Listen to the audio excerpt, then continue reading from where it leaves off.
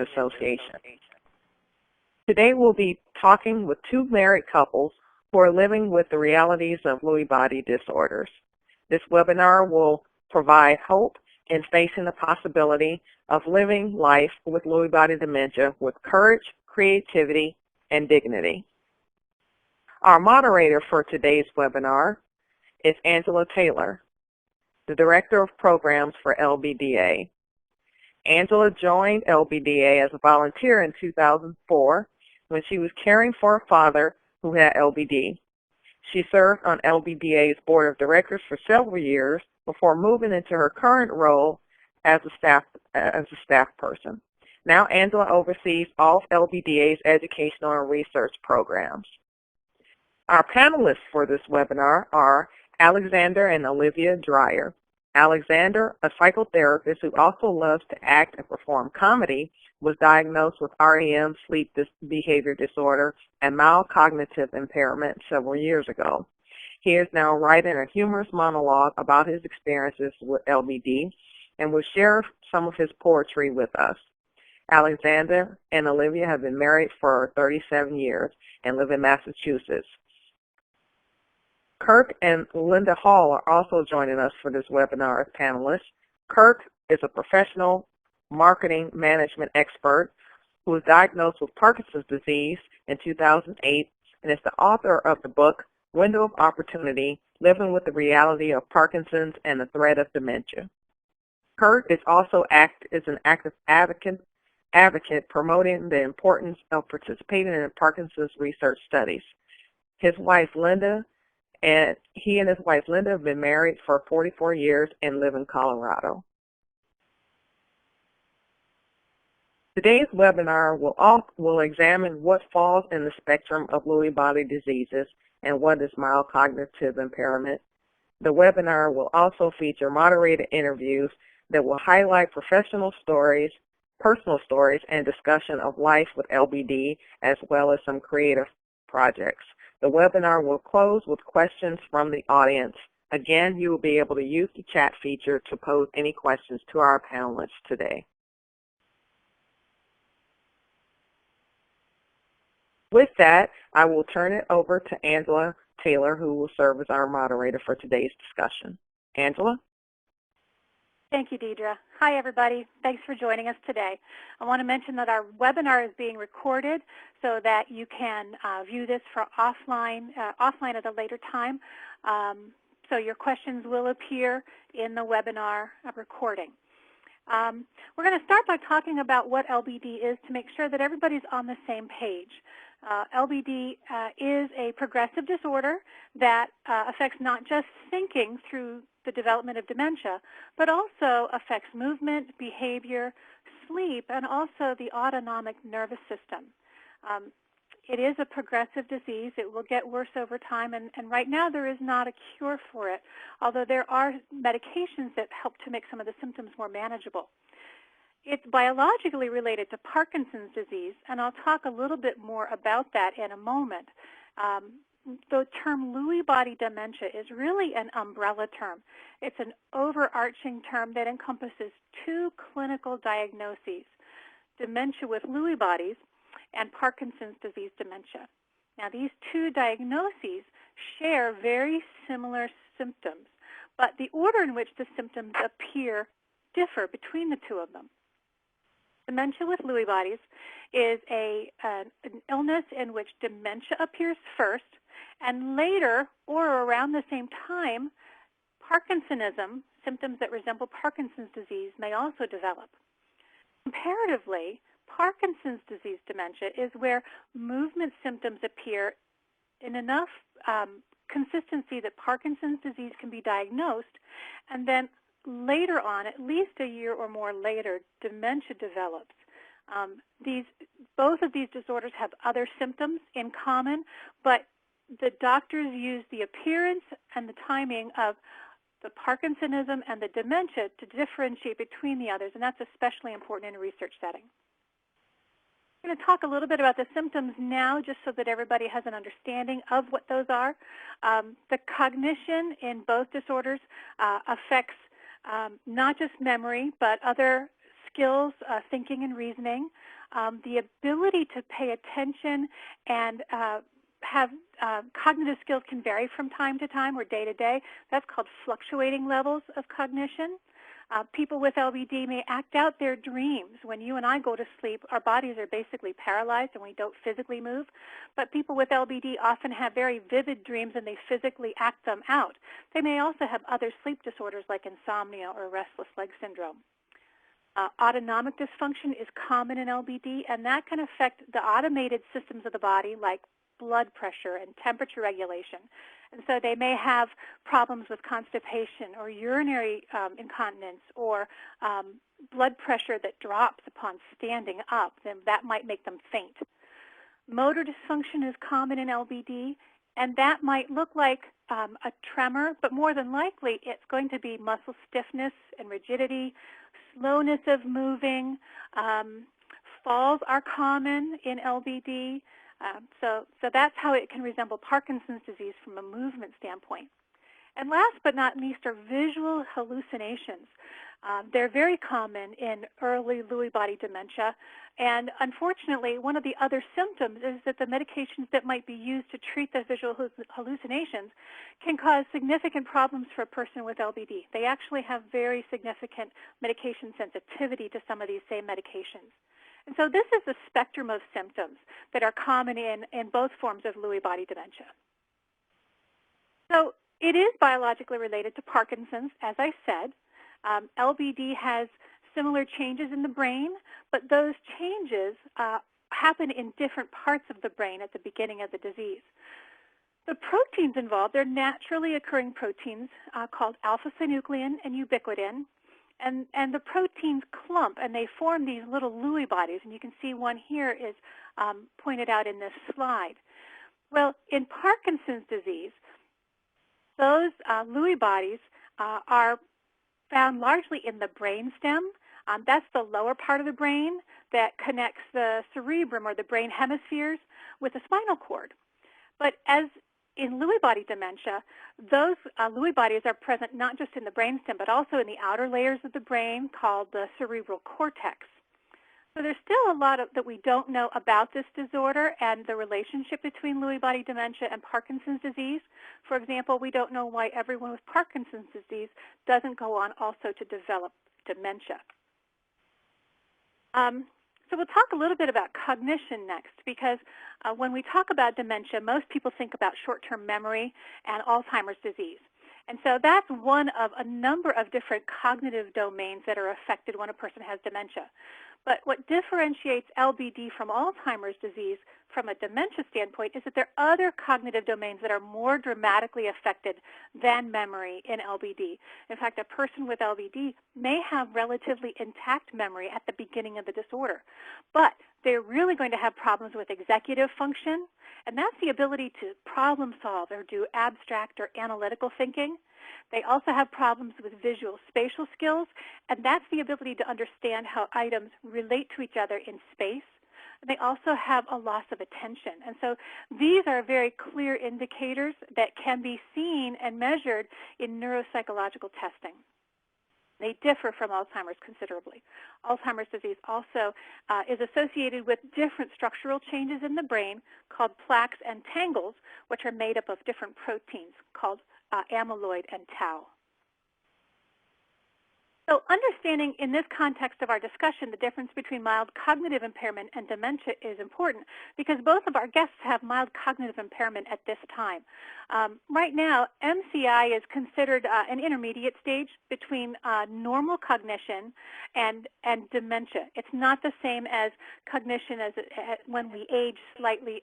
It's actually mild changes that they don't significantly affect our daily function, but we know that we're no longer functioning at our best. Where dementia is a little bit more significant, in fact, much more significant. It actually affects our ability to function in everyday life, for example, managing our finances or our medicines, or it might affect our job or our social relationships. And dementia affects at least 2 different cognitive domains that you saw on the last slide.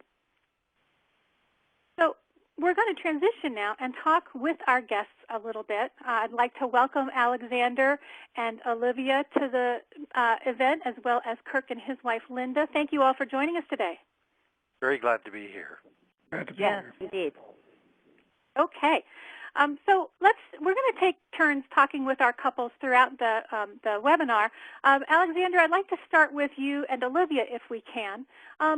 We want to get to know you a little bit better. Can you tell us a bit about your earliest symptoms? I had the earliest symptom I had was a symptom I didn't know had anything to do with this illness, which I didn't know anything about, and that symptom was extreme fatigue, which is not uncommon. And then there was and it was explained as maybe chronic fatigue or Lyme disease and various things, never really satisfactorily diagnosed. And that, along with that at the time, was my loss of the sense of smell, which is also not terribly uncommon in this group or in this people with these illnesses. And so the loss of smell, the fatigue, and then some of the sleep disorders and the visual phenomena that go with Lewy body disease were the ones that really caught my attention, especially when while driving through town one day, I encountered a large, fully three-dimensional alligator, which was very apparent to me couldn't be there, and made me realize I need to get some good neurological help. I'm encountering. So when you had this experience, is that what drove you to the doctor? Yeah, that's what drove me to. I had been seeing a neurologist sort of on a routine basis for some of these, the loss of smell and those kind of things, this was now 20 years since then that I had this alligator experience. And then I thought, okay, enough of the routine neurologists who actually retired, but go to a higher level, because when I read a little bit, some of which was about Lewy body or suggested this possibility, it was so close that I thought, okay, so go to a teaching hospital, get a really best neurologist I can get, which I did. And tell us about your diagnosis now. What is it? What have you been diagnosed with? Diagnosed now? Yes. Initially I was diagnosed by that doctor as having Alzheimer's, which I vigorously disputed. But then later, when I went to a really top, even better person who was a world expert really on this field, and the diagnosis that I got from him fairly rapidly was mild cognitive impairment with based on an underlying basis, I forget exactly how he put it, of Lewy body disease, and also this rapid eye movement behavior disorder, RBD. So, So tell us, how are you doing today? How long ago was your diagnosis, and how are you doing symptom-wise today? I'm going to look at my wife for how long ago was the diagnosis. I would say 2 to 3 years. The Alzheimer's diagnosis was 2 years ago, and then it was like several months later that we got the accurate diagnosis of Lewy body. Yeah. All right. And Olivia, while you're with us, tell us what it's been like for you along this journey. Well, it's been quite a journey, and I would say finally finding out what was wrong was both very sobering but also relieving, because it was such a mystery not knowing what was going on, what these various symptoms were for, ever since Alexander was 40 and lost his sense of smell and started to develop the first signs of fatigue. So it was good to understand it and to feel that we were at last in very good hands when we finally connected with this neurologist at the Mayo Clinic. All right. Kirk and Linda, let's shift over to you. Kirk, can you share with us what your early symptoms were and what your diagnosis and that process has been like?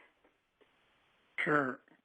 I have to go back to 1991. I started to have problems holding things because of a tremor, mainly in my left hand, and I was diagnosed by my GP with essential tremor in 1991, and then in 2008 I was diagnosed with Parkinson's, and at that time, you know, I had progressed from just the shaky hand situation to various other neurological symptoms, and at the beginning of 2008 I was experiencing excessive daytime sleepiness and fatigue, like Alexander mentioned, and that problem has continued since then. Also problems with verbal information memory, executive function, and working memory became apparent following my Parkinson's diagnosis in the immediate months that followed that. Okay. So my doctor confirmed that I had, I'm sorry, go ahead. I was just going to ask, so you have seen some changes, you know, in the years since your diagnosis then, certainly. Oh, yes. Yeah, it started out as noticeable, but increased to the point where it was reflected in the neuropsychological testing and the Montreal tests that my doctor gave me in his office, and to the point that he was able to confirm that I had MCI in 2011. Okay. All right. And that I know is concerning, and we'll talk about that when we talk a little bit about your book. Linda, let me ask you, you know, how has this been for you? You know, he's gone through, it's been quite a few years, and you've watched him experience quite a few symptoms since the very early days. Well, what's interesting is that prior to his diagnosis, I was not aware of non-motor symptoms for Parkinson's disease. So the symptoms that I was seeing, you know, were related to his essential tremor getting worse, and anxiety and depression and decreased frustration tolerance. So when he was diagnosed with Parkinson's, it took me several months to really get on board and accept his diagnosis, which in hindsight I realize must have been a very difficult time for Kirk, because it just kind of reinforced his feelings of loneliness with this disease. However, through educating myself and also with Kirk's help, I did become aware of the non-motor symptoms, and as a result, then I felt like I was on board and we were on this journey together. So it's been about 6 years now, and although symptoms have increased, we kind of have made adjustments as time has gone on.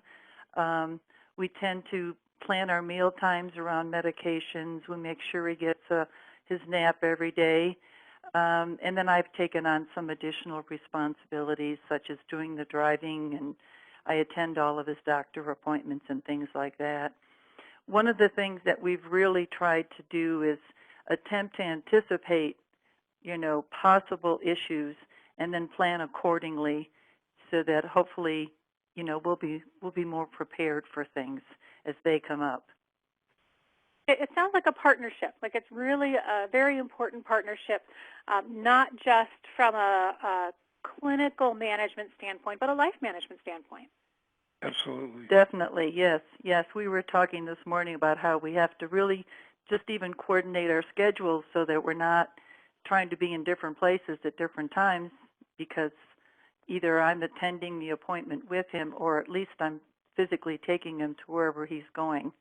So we do need to, I think, coordinate more so than, you know, when we were both working independently and had schedules that were quite different. Right, and again, that goes to the importance of a strong partnership and cooperation between both the person with the condition and their care partner or their life partner. We're going to move into our moderated discussion, and I have a series of questions for everybody that I'd like to ask. And as time evolves, we may have to move on and drop one or two questions if we get into lengthier discussions, and that's quite all right. So if it's okay with everybody, we'll go ahead and move forward with some very specific questions. Alexander, this first one's for you. Being diagnosed with a progressive neurological condition, it's a pretty tough pill to swallow. How did you handle the news about your diagnosis? Well, one element was my mother had Alzheimer's. So, and I had grown, over the course of that illness, I'd grown to really, to some degree, see it as not a completely terrible thing. So working with it just in how I view it and how I can relate to somebody else with this kind of illness, I think gave me a little head start in a way in accepting this diagnosis. And it was kind of devastating, but as Olivia was saying, it was also a relief to finally know what has been the cause of these symptoms over decades. So there were both of those elements that affected both in a way modified the impact of, oh, this is a, progressive degenerative brain disease. That's pretty serious. And humor is another way that I cope with things that are difficult, and as well as things that aren't. So that, I would say, is another element that I've used to somehow come to, well, not to come to terms with, but to really be with what is unfolding. So, that you had a lot of personal insight when you received your diagnosis. How did you make the decision, and when did you decide to start sharing the news with people outside of your immediate circle? Well, we fairly quickly sent out an email to a small group of, 20 or less. Well, especially since a number of people thought he had Alzheimer's for the previous 5 months, because that's what the first neurologist at the teaching hospital had told us. So we had shared that news fairly widely. So when we got the other diagnosis of Lewy body, it was really important to share that. And the prognosis was actually a little better, because since Alexander started symptoms when he was 40, if it comes on gradually, it usually goes gradually. So the neurologist was encouraging that he didn't think the progression would be very, very quick. Okay. And it's clear, Alexander, that you got a very early diagnosis, and you're still in a very early stage of the disorder. So, you have quite a bit of good fortune with that as well, I would say. Yes. And it's definitely, I see it progressing, and the visual element is very strong and growing, but not disturbing yet. Okay. Hopefully never. Hopefully we'll talk about that in just a bit, by seeing these little creatures. Right, Sorry? Right. And I do have a question for you about that in just a minute. Yep. So hold on, because you're adding so much to the conversation. Let me switch over to Kirk for a moment. Kirk, how would you compare the different impact that the motor symptoms of Parkinson's have had on you with the cognitive symptoms? Which, is one easier or harder to deal with?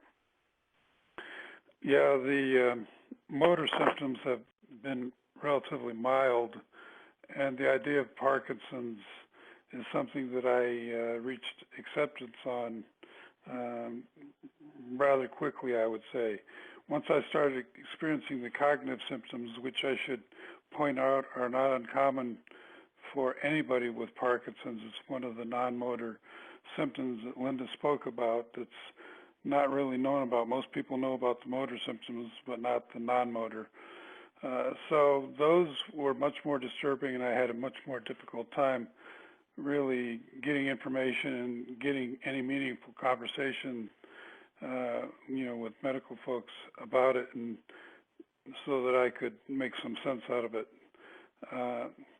So I would say that was the cognitive part was much more challenging for me, and has taken me a lot longer to get my arms around and come to grips with. Okay, and like Alexander, you too, are still very articulate. You have obviously still early in the process of experiencing cognitive changes, even though they've been slowly coming on for years. From a functional ability standpoint, you're still doing reasonably well, correct? With your cognition?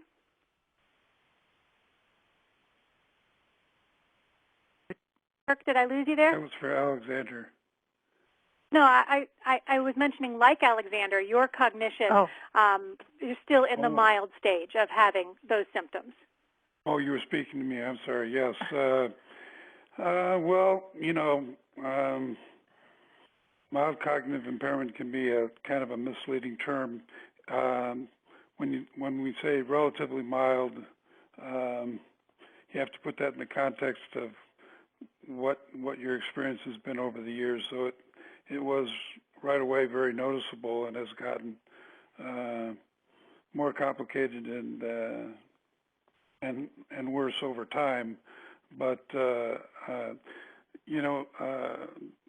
I would say the way I describe it to people is that most of my functioning is normal or better than normal. It's these specific pieces that are problematic and have led to this MCI diagnosis. Okay. That's very well put, too. Yeah, I was going to add, too, that it's kind of a moving target because, if he has more fatigue, if he has a higher stress level, then it affects his cognitive functioning. And so you have to be aware where you're at in terms of your fatigue and your stress level, and then what your expectations are based on that in terms of the cognitive issues. And Linda, I was going to ask you, what kind of adjustments have you had to make, as his spouse? As his cognition evolves, how do you adjust? Well, as I had mentioned, just being aware if he's extremely fatigued, if he's been concentrating long periods of time, it's going to affect his ability, even just in terms of communication. We use the word overload. Sometimes when we're talking about whether or not this is a good time to even, discuss issues that are of importance, because maybe he's just at an overload state, and the information just isn't. It might be going in, but it's not staying there. So that's not really a constructive time to be having discussions like that. So you just have to be kind of in tune and aware.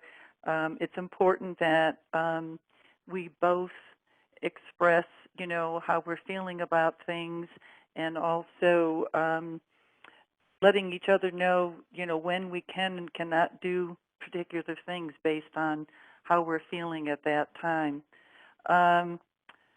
I think, too, that when all else fails, what we try to do is keep things in perspective. And as Alexander had mentioned, a sense of humor is really important. We're both dealing with natural aging also, so sometimes we start to question which one of us has which disease, if you know what I mean, when it comes to remembering things and stuff like that. What I did want to mention, the thing that I have found difficult for Kirk that I'm aware of is that because a lot of other people are not aware of the non-motor symptoms, that they kind of disregard or don't give him validation when he's expressing concerns about some of the cognition issues that he's dealing with. And so that's something I try and do, not being real obvious, but making others aware of the non-motor symptoms that he's been dealing with, so it can reinforce, and validate what he's going through. That's great. That's great. Thank you for that.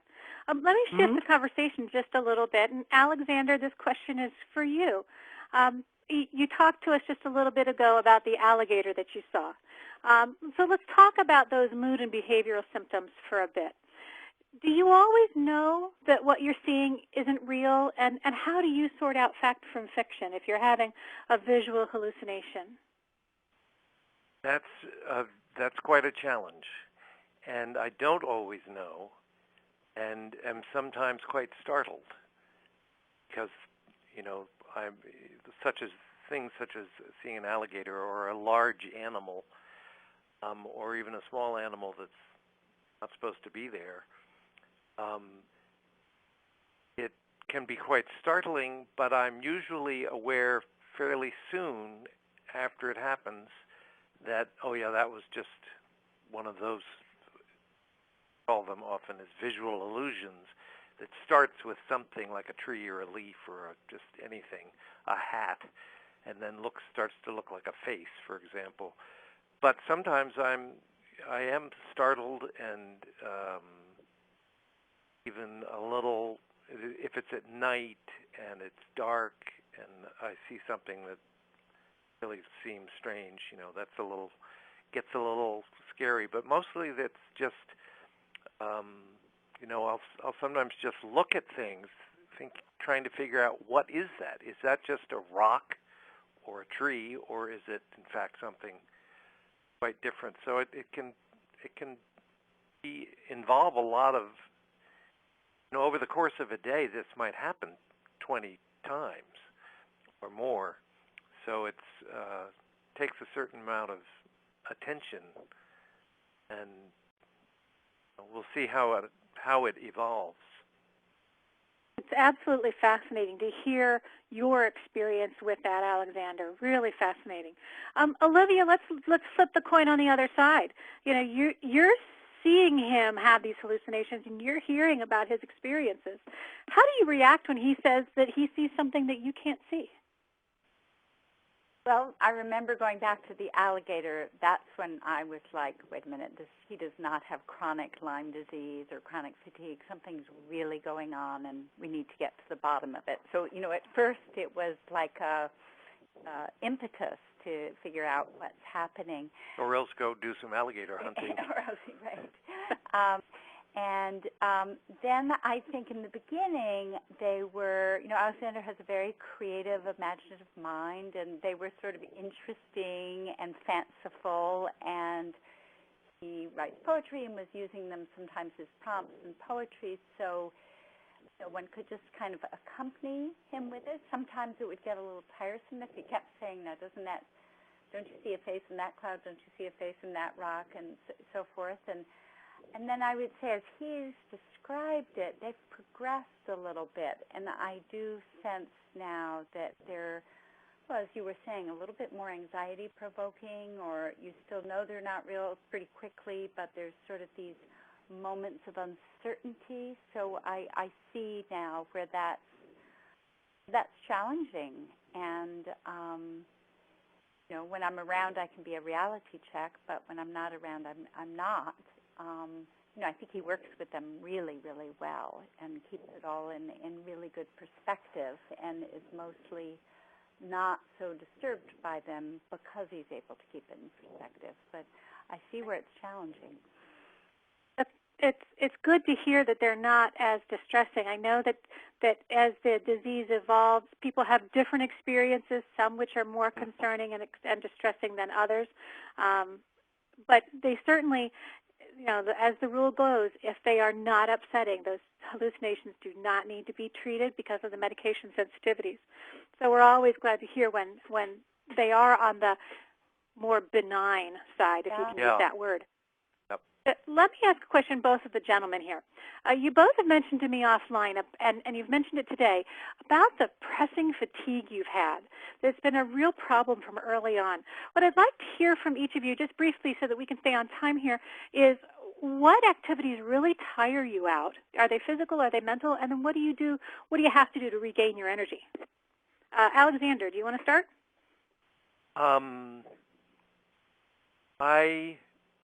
What was it? What do I do to alleviate it? Which activities? Oh. Yes, and what tires you the most? It can be as I think maybe Linda mentioned, it can be stress, can bring on fatigue. Sometimes it's just who knows where it came from, I have the feeling. And I'm just really worn out in a particular way that is recognizable, and feeling a little bit like I'm coming down with the flu. And that can certainly happen from physical activity. It can happen from just from standing a lot. If I'm in a situation where I have to be standing a lot, sometimes I feel like I just need to sit or lie down really badly. Okay. But it's very hard to predict or know where it came from. Wow, that's got to be hard to live with. Kirk, how about you? Is it the same or different? Very much the same. Stress, periods of intense concentration, like computer work, writing, reading, and also intense physical activity it will bring it on. And what works best for me is an afternoon nap. And I don't know if that's the same with Alexander or not, but about 30 Absolutely minutes. essential. Yeah, really does make a difference. Okay, so a note to all: be prepared for that. Sleep. A good night's sleep helps. Yes, absolutely. Absolutely, and that's something that we can't overstress enough.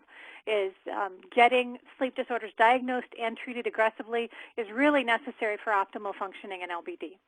Yeah. So let's talk a little bit about some of the different projects that you two gentlemen have. Kirk, you've written a wonderful book called Window of Opportunity, Living with the Reality of Parkinson's and the Threat of Dementia. And I've read it both before and after it was published and found it fascinating. What made you decide to write this book? Well, I mentioned that I became aware of the problem and started keeping a journal to keep track of the specifics, and it became clear over time that the problems were getting worse, and I was having trouble because the research that I was attempting to do was not very fruitful. There wasn't that much information I was able to put my hands on, and it was hard to get anybody to talk to me about it, and came to find out that was fairly typical at that time. And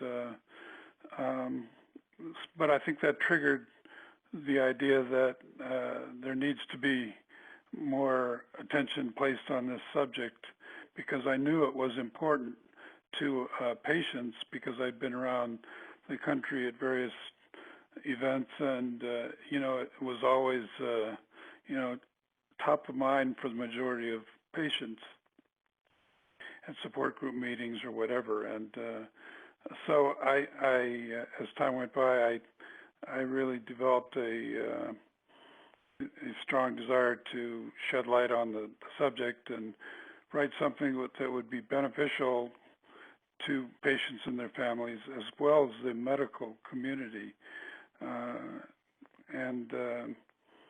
So I started the process of writing the book, and it was very much a peaks and valleys kind of experience, but I hope that what I've written will stimulate ideas with other people with Parkinson's and their care partners, based on how Linda and I have approached these problems. And I have to say that the process has been beneficial to me and created a great sense of peace about whatever lies ahead. And that's one of the issues, is that we don't know. And so that's I think that's probably a major part of it for many people. Thank you very much for telling us about it. Again, I've read it. I'm very impressed with your candor and your the way you shared your story and the things that have been most important to you in working with your own doctor. Let me switch over to Alexander. Alexander, I know you're a poet, you're a comedian. Can you tell us a little bit about your monologue and your poetry? You mentioned your monologue earlier. Well, I've done a number of monologues over the years, several of them connected with health issues, which are humorous monologues, and have been, sort of draw on that universal experience people have of being sick or not having the exact ideal doctor that they wanted, or all of those issues, and have played into those, and then also trying to find a kind of redemptive value in the end, whatever it was. And poetry has been, I think I'd have a very hard time writing a book or something of the nature that Kirk has done that's, that concise and articulate. And poetry's easy. You can say anything. So it seemed like a good match for, I was always interested in writing, but never could get too far with the more rational sides of it. But the poetry actually fits very well with the Lewy body because that imaginative element is part of daily experience. And that can then be translated and often into, as Olivia I think mentioned, into poems if I've experienced something, and use that as a prompt. And you shared one of your poems with us here, and I was wondering if you'd like to give it a read for us. Sure, I could do that, I think.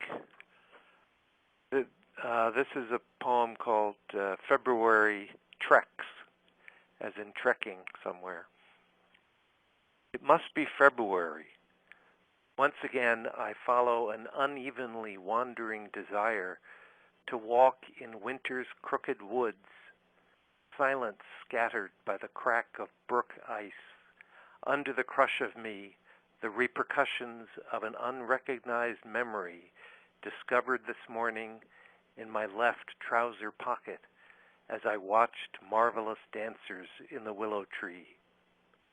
Thoughts and visions also inhabit my February treks, or sometimes sail into periphery's vision, disguised, for example, as a rail-thin gentleman, much taller than I, wearing a dark-colored hat. A post, it turns out, seeking his blessed beam. How can I answer when you seem to ask me if it might have been different had I remained in this world, rendered with you on a bed of pine needles? By diving heart first into the sure touch of your brown eyes' surrender. It's beautiful. It's beautiful. Thank you so so much for sharing that. That came right from one of those. The gentleman in the tree was the source one of those that. visual illusions. Yeah. Fabulous. Well, I have a few more questions if you guys don't mind. Sure. Let me move on to how the disease doesn't affect us. It doesn't affect us just physically and cognitively, but it's very personal, and it can affect how we see ourselves. So, from my experience, it could be pretty easy to focus so much on that medical condition that it becomes more like your identity, not just your diagnosis. Kirk, let me ask you, what hasn't changed about you regardless of Parkinson's disease? Well, my values and passions haven't changed. That seems very clear to me, but and I gave this question a lot of thought, and I reduced it to one sentence here, and I hope that it makes sense. I tend to feel things more intensely and spend more time now being the person I would like to be. That's just the effect it has had on me. So it's made everything much more important.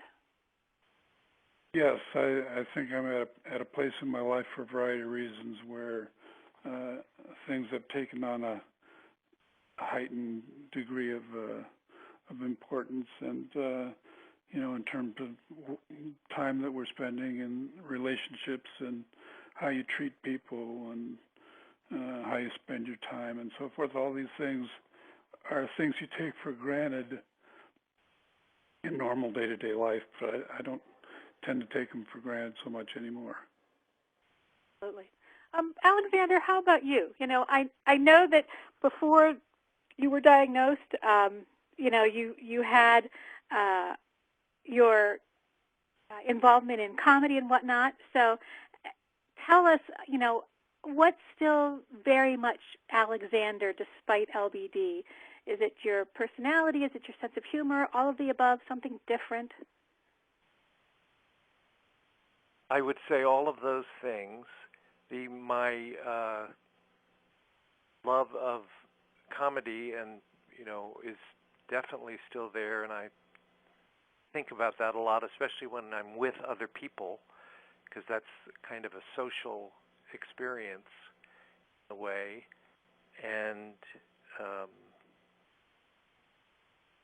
I guess there's a way in which my heart has opened more in this experience. I've only just kind of thought of this, but part of the experience, part of the manifestation of that is, and there's a clinical term for it, and I don't know that it's even pathologically connected with, I'm sure it isn't with Lewy body, but I very much more frequently cry, and from just being moved by, you know, something fairly simple like the willow tree or people, things I experience with people. And at first that was a little disturbing, and because as we all know, men don't do that, and so that's sort of in a way a new thing. All right. I have one or two more questions I want to sneak in before we get on to opening it up to the floor to all of our attendees. Kirk, let me ask you this.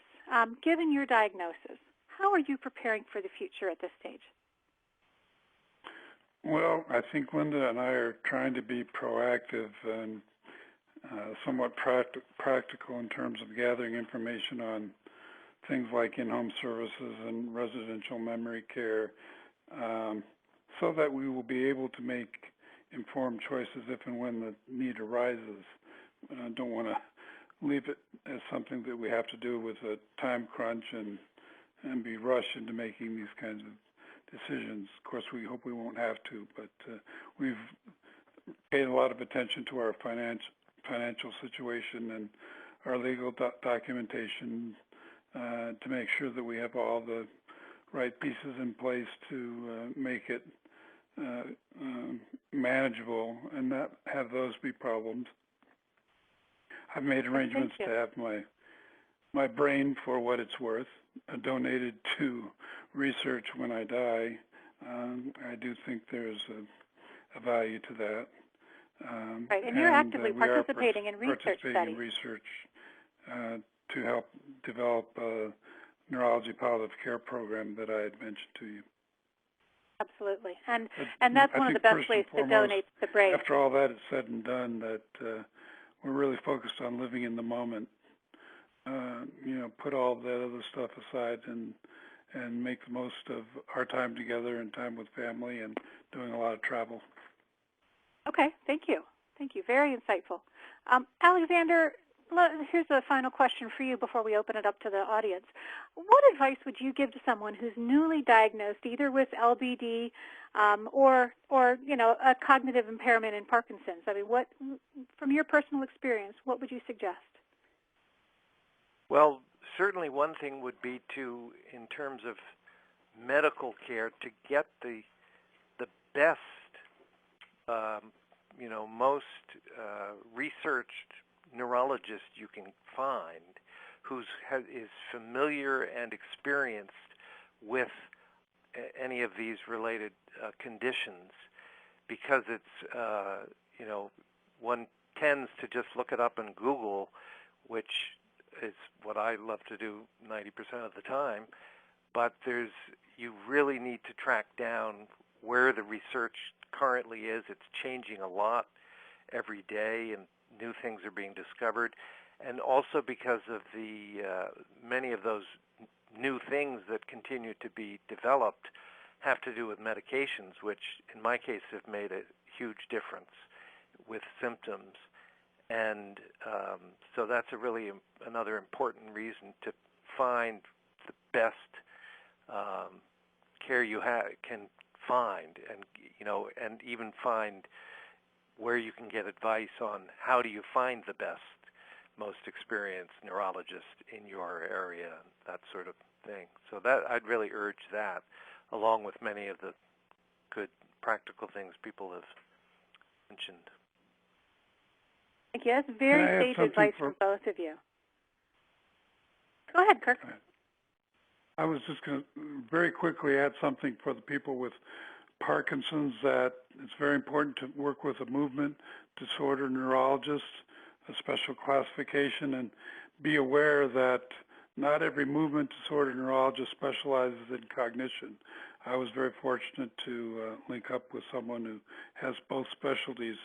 So if you have concerns about cognition, be sure to address both of those with your movement disorder specialist. Make sure they have the appropriate specialties.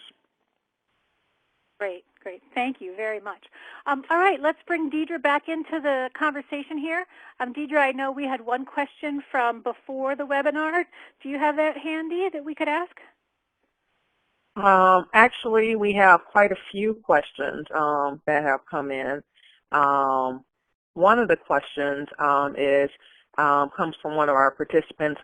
He asked, I would guess over the years you have met other LBD patients. My father has been diagnosed, but was diagnosed about 9 months ago. He still has not yet acknowledged the disease. What advice do you have to help him to get him to acknowledge the disease? And then they also ask, what impact does alcohol use have on the symptoms, both immediate and long term? And those are questions for our panelists. Hey, Kirk, do you want to take the question about that. Go ahead. Go ahead. No, please go ahead. Well, I'm going to try to remember both of those, but I would say it's very difficult to get somebody who is not of a mind to accept it to do that. It's not a good idea, I don't think, to try to pressure a person into doing that, but hopefully they could find a way to help them to understand the ramifications on not only on him but on the family. And I think that's maybe a good way to soften him up and to get him to think about the ramifications outside of himself. And now I don't remember what the second part was. So. What impact does alcohol use have on the symptoms, both immediate and longer term? Well, in my experience, I can tell you that I frequently will have a glass of wine or a mixed drink at night. If you have one of those, it's that is something that my doctor said is fine. It helps me to relax, and I don't see that changing. I've been doing that for the past few years, and would expect that I will continue to do that just as a way of relaxing. I would add that possibly, I don't have a lot of experience with this, but that drinking more than that can negatively impact sleep and the sleep disorders. So that would be something to be careful of when it's not just a glass or two of wine.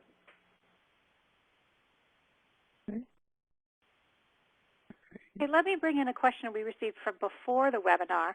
The gentleman would like to know, since we've already talked about your earlier diagnoses, what convinced you that LBD is the most appropriate diagnosis compared to, say, your Alzheimer's diagnosis, Alexander?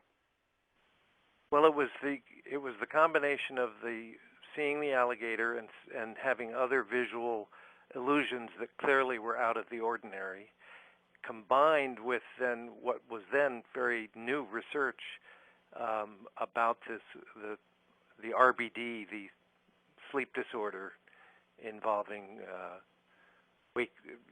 acting out dreams. That's very particular and specific to as a precursor to Lewy body, and so those two were the ones that come to mind. Well, and also you weren't having that much trouble with memory, but you Right. were having trouble with executive functioning, and I think as Linda said earlier, that's often not something that everybody's so aware of, so becoming aware of the Lewy body and that that is a symptom was, I think, really helpful. I'd throw in that just to make things a little more complicated, that dementias don't always come in one flavor for people. You know, a person can experience a combination of different dementias, and the fact that I have a great deal of short-term memory issues as part of my MCI package is some indication that there may be a combination of Alzheimer's and Lewy body, but I've got the rest of the Lewy body package going as well. So, and I know that that's the typical type of dementia that people with Parkinson's deal with, but it has been interesting for me to learn that it can be a combination of more than one dementia with another. Okay. I think we have time for one more question, Deidre. Yes. Are you going to ask the question, or can I ask one from the chat? Please, yeah, would you please? Okay, great. One participant has asked, through their research, it's been mentioned that meeting with a psychiatrist could be helpful. Please share your thoughts on this method of treatment.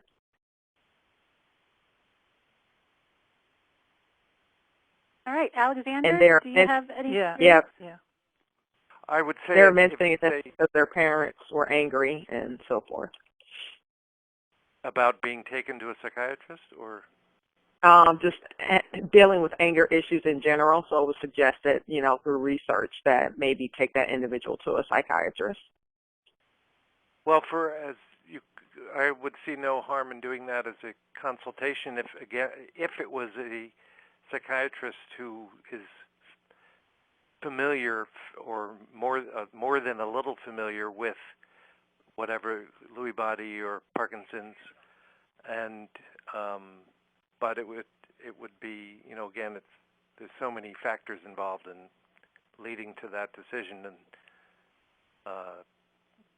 as Kirk was saying, you don't want to get in a situation where you're doing it, forcing anyone into something. So it's a complicated situation. Yeah, that wouldn't be the first stop that I would make. You know, I would go first to someone that I know has the expertise in the specialty, and you know, start with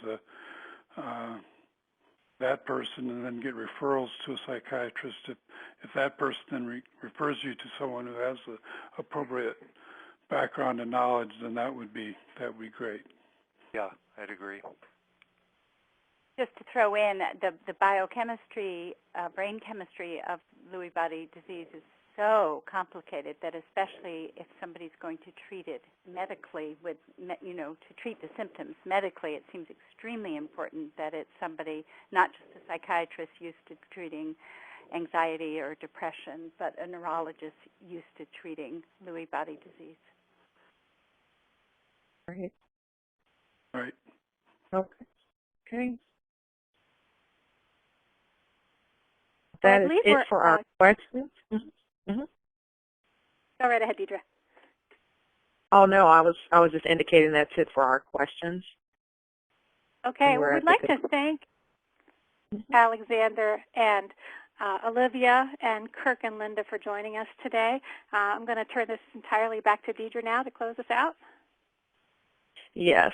Thank you for participating in today's webinar. For more information on Lewy body dementia, please visit us at our website, www.lbda.org, or call our national office at 404-935-6444. You can also find us on Facebook, Twitter, LinkedIn, YouTube, and Pinterest. If you need to speak with someone who has had the LBD experience, please call our caregiver helpline at 800-539-9767. This concludes today's webinar. Please watch your email for a follow-up survey and web archive information of this event. Thank you. Thank you. Thanks. Thank you. Thanks.